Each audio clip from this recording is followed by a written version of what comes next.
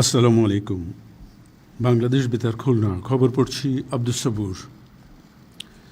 দেশের অন্যান্য স্থানের মতো খুলনায় আজ স্বাধীনতার ঘোষক বাংলাদেশ জাতীয়তাবাদী দল বিএনপির প্রতিষ্ঠাতা চেয়ারম্যান ও বহুদলীয় গণতন্ত্রের প্রবর্তক শহীদ প্রেসিডেন্ট জিয়াউর রহমানের ৪৫তম শাহাদত বার্ষিকী যথাযোগ্য মর্যাদায় পালিত হচ্ছে। তিনি ১৯৮১ সালের ৩০শে মে রাতে চট্টগ্রাম সার্কিট হাউসে একদল বিপদগামী সেনা সদস্যের হাতে শাহাদত বরণ করেন এবং ১৯৩৬ সালের ১৯শে জানুয়ারি বগুড়ার গাবতলীর বাগবাড়িতে জন্মগ্রহণ করেন। রাষ্ট্রপতি মোহাম্মদ শাহাবুদ্দিন এ উপলক্ষে বাণী দিয়েছেন। খুলনা মহানগর ও জেলা বিএনপি ১০ দিনব্যাপী বিভিন্ন কর্মসূচি গ্রহণ করেছে। কর্মসূচির মধ্যে রয়েছে দলীয় কার্যালয়ে কালো পতাকা উত্তোলন, দলীয় পতাকা অর্ধনমিতকরণ, কালো ব্যাজ ধারণ, আলোচনা সভা, বিশেষ দোয়া মাহফিল ও খাবার বিতরণ। এছাড়া মসজিদে বিশেষ দোয়া মাহফিল এবং মন্দির, প্যাগোডা ও গির্জায় বিশেষ প্রার্থনার আয়োজন করা হয়েছে। এদিকে খুলনা সিটি কর্পোরেশন এ উপলক্ষে নগর ভবনের নিচতলায় আলোচনা সভার আয়োজন করেছে। কেসিসি প্রশাসক নজরুল ইসলাম মঞ্জু এতে প্রধান অতিথি এবং জেলা আইনজীবী সমিতির সভাপতি অ্যাডভোকেট মোল্লা মোহাম্মদ মাসুম রশিদ বিশেষ অতিথি থাকবেন। কেসিসির সাবেক মেয়র বীর মুক্তিযোদ্ধা মোহাম্মদ মনিরুজ্জামান ও শিক্ষাবিদ অধ্যক্ষ মাজারুল হান্নান আলোচক হিসাবে উপস্থিত থাকবেন। পরে এক দোয়া মাহফিলের আয়োজন করা হয়েছে। এদিকে শহীদ প্রেসিডেন্ট জিয়াউর রহমানের ৪৫তম শাহাদত বার্ষিকী উপলক্ষে আঞ্চলিক বার্তা সংস্থা বাংলাদেশ বেতার খুলনা বিশেষ অনুষ্ঠান প্রচারের আয়োজন করেছে। এবার শুনুন দেশে বহুদলীয় গণতন্ত্র প্রতিষ্ঠায় শহীদ প্রেসিডেন্ট জিয়াউর রহমানের ভূমিকার উপর আমাদের মাগুরার জেলা সংবাদদাতার পাঠানো একটি প্রতিবেদন। রাষ্ট্রপতি জিয়াউর রহমান ১৯৭৫ সালের রাজনৈতিক পট পরিবর্তনের পর বাংলাদেশে বহুদলীয় গণতন্ত্র পুনঃপ্রতিষ্ঠায় কেন্দ্রীয় ভূমিকা পালন করেছিলেন। তিনি এককেন্দ্রিক বা একদলীয় শাসন ব্যবস্থা থেকে বেরিয়ে এসে সব রাজনৈতিক দলের অংশগ্রহণে অবাধ নির্বাচনের সুযোগ সৃষ্টি করেন এবং সংবিধান সংশোধন করে ভিন্ন মত প্রকাশের স্বাধীনতা ও রাজনীতি করার অধিকার ফিরিয়ে দেন।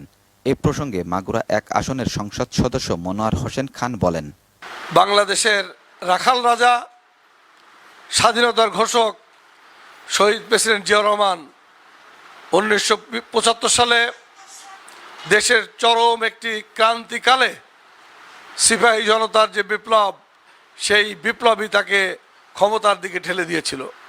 উনি কখনোই নিজে ক্ষমতায় নিতে চাননি। আপনারা জানেন ৭৫ সালে যখন মরহুম শেখ মুজিবুর রহমান সপরিবারে নিহত হয়েছেন, তখন উনি ইচ্ছা করলে উনি কিন্তু ক্ষমতায় যেতে পারতেন, কিন্তু না, উনি বলেছেন uphold the constitution, vice president is alive.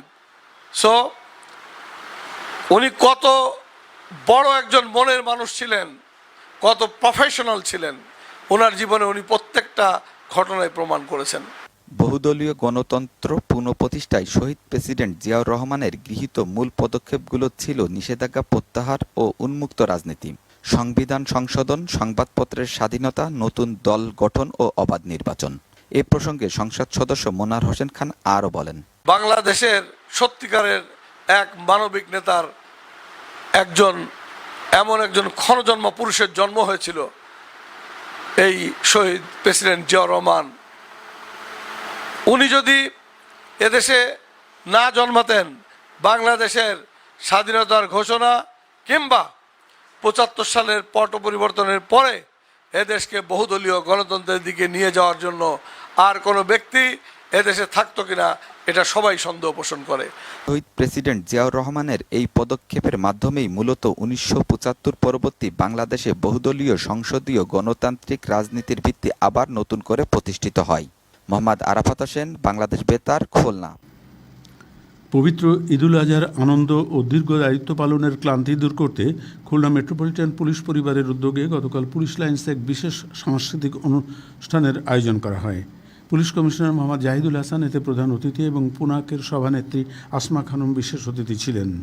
পুলিশের ঊর্ধ্বতন কর্মকর্তাগণ এ সময় উপস্থিত ছিলেন। যশোরের বেনাপোল ও শার্শার বিভিন্ন সীমান্ত দিয়ে চোরাচালান, মাদক, পশিন এবং কোরবানির পশুর চামড়া পাচার প্রতিরোধে সীমান্ত জুড়ে বিজিবির টহল ও নজরদারি জোরদার করা হয়েছে এবং বিজিবি সদস্যরা সতর্ক অবস্থানে রয়েছে।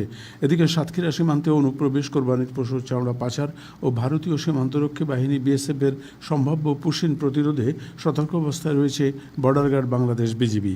সীমান্ত এলাকায় জনবল বৃদ্ধির পাশাপাশি ৩ রাত টহল জোরদার করা হয়েছে। বিজিবি বিজিবি সদস্যদের ঈদের ছুটি বাতিল করা হয়েছে বলে জানিয়েছেন সাতক্ষীরা ৩৩ বিজিবি ব্যাটালিয়ন।